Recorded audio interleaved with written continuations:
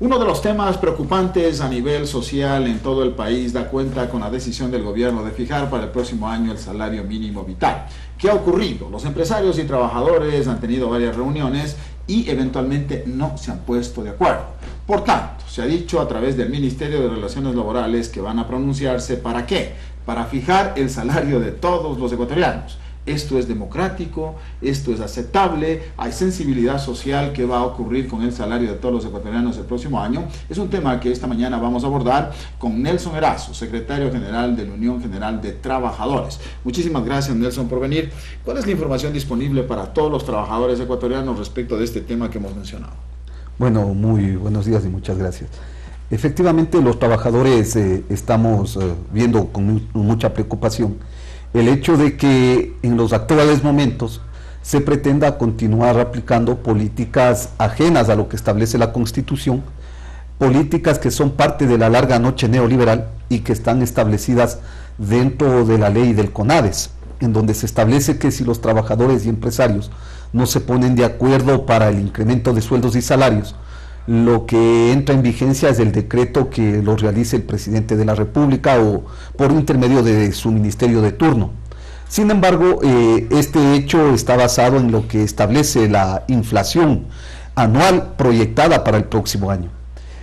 Esto es lo que ha permitido que hasta estos momentos los empresarios impidan en los hechos el poder legitimar el derecho de los trabajadores a que su salario pueda alcanzar el costo de la canasta familiar.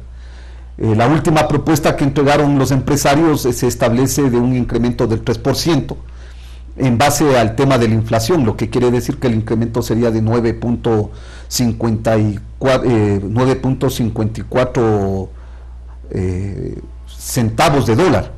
O sea, $9.54 es el incremento que plantea el sector privado. Anual. Digamos mensual. Esto dividido, ¿no es cierto?, para 22 días de trabajo representaría 43 centavos. Y si dividimos para las 8 horas de trabajo, estamos hablando que sería de 5 centavos punto 16 la hora. Es decir, 53 centavos por día. Por día. Este es el salario, el incremento que quiere hacer. Este es el famoso incremento que quiere hacer el sector empresarial, mientras los trabajadores seguimos con una posición legítima, evidentemente, de que el salario pueda alcanzar el costo de la canasta familiar, y en ese sentido es de que el Estado ha venido presionando para que los trabajadores puedan ceder en sus pretensiones. Tanto es así que el ministro Francisco Vacas ha señalado que son ideas descabelladas la que el trabajador pueda alcanzar el costo de la canasta familiar, mientras nada dice sobre esas burlas que se lanza desde el lado de los empresarios en contra de los trabajadores al plantearnos un incremento de $9. Y el gobierno como tal, entonces, dice usted, el pronunciamiento de este secretario de Estado como que avaliza el planteamiento y la sugerencia y el ofrecimiento del sector empresarial. Entonces, tanto el Estado como el sector empresarial, en ese sentido, ¿usted cree que coinciden? Bueno, el Estado ha señalado que además del tema de la inflación, ellos estarían dando un porcentaje por el tema de productividad, lo que quiere decir que el incremento sería del 6%, de acuerdo a algunas... $6 más. $9 más. Ya, entonces sería $18 de incremento, ¿no? De incremento estaríamos hablando de 46 centavos diarios, 10 centavos la hora. O sea, ¿en qué se diferencia entre la propuesta del gobierno y la propuesta de los empresarios? Si las dos son una burla para los trabajadores, cuando vemos cómo se condena a que cada vez más los trabajadores nos sumamos en la miseria y en la pobreza. Como no se han puesto de acuerdo los empresarios y los trabajadores, entonces hay que esperar el decreto del gobierno para fijar el salario mínimo de los ecuatorianos con estos $18 de incremento el próximo año. Estaría siendo el Estado el que determine cuál es el incremento, pero lo más complicado a esto es de que no sería un incremento de sueldos y salarios, lo que se va a hacer es nuevamente una fijación salarial.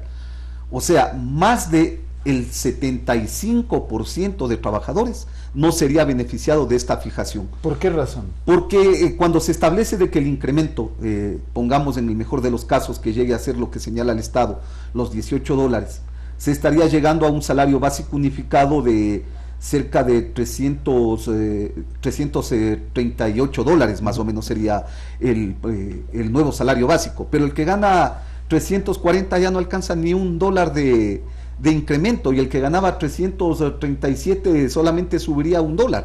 Esto explíquele a la gente por qué razón. Es que el tema es que no es incremento general, lo que es una fijación del salario básico unificado.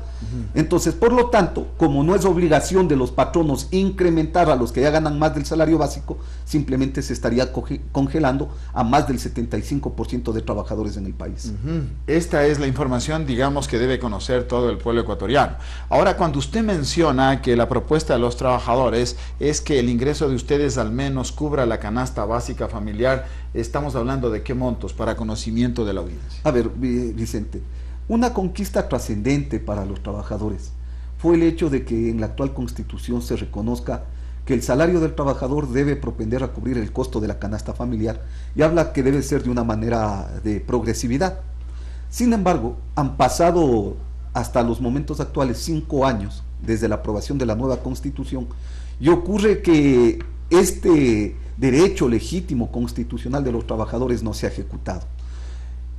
Si nosotros hacemos un análisis desde que el gobierno nacional tomó las riendas del Estado, en el año 2006 el salario del trabajador estaba en $170.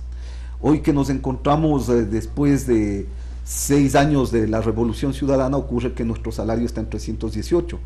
Mientras el costo de la canasta familiar en ese mismo periodo pasó de 340 a 614, lo que quiere decir que más ha sido la elevación del costo de la canasta familiar que el incremento del salario básico unificado.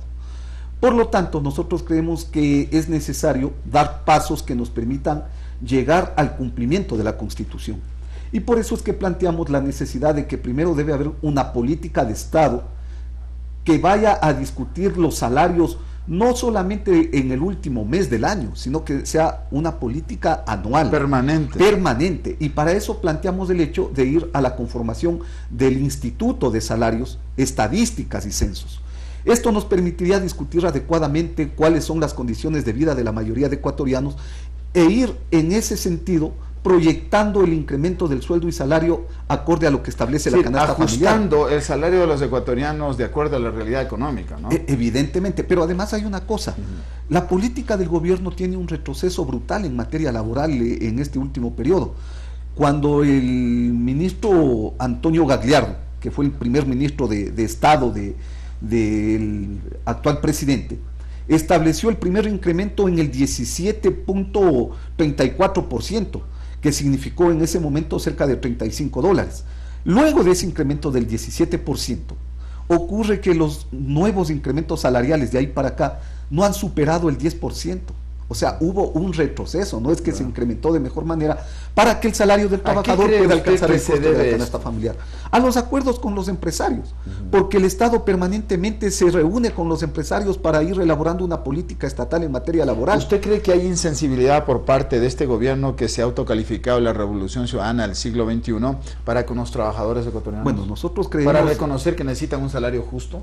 A ver, el discurso del presidente de establecer de que este es un gobierno para los trabajadores, en donde se explica o se expresa de que el ser humano está por encima del capital, cae por su propio peso, porque las leyes que ha venido planteando permanentemente, lo que ha hecho es afectar y anular los derechos de los trabajadores y afirmar el sistema de explotación de la clase obrera.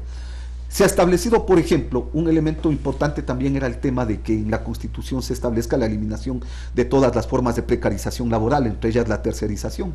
Sin embargo, ese aspecto importante que se dio en un momento determinado en la actual Constitución y con el mandato 8, ocurre que hoy es retomado con el tema de la externalización de servicios, que es la misma figura de la tercerización, cambiado de nombre. Luego de eso, se retoma también nuevamente el trabajo por hora, cuando se entra en vigencia con un decreto llamado el trabajo discontinuo.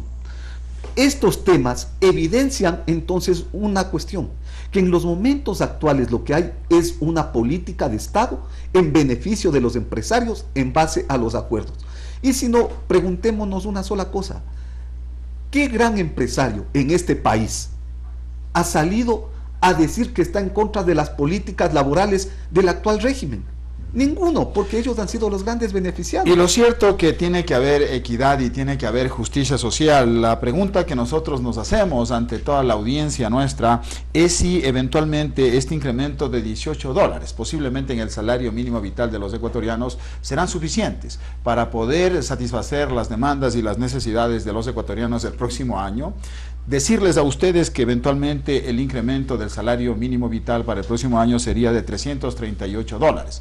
¿Los ecuatorianos podrán vivir con este salario? Bueno, evidentemente que los trabajadores vemos con mucha preocupación cómo se va deteriorando nuestras condiciones de vida.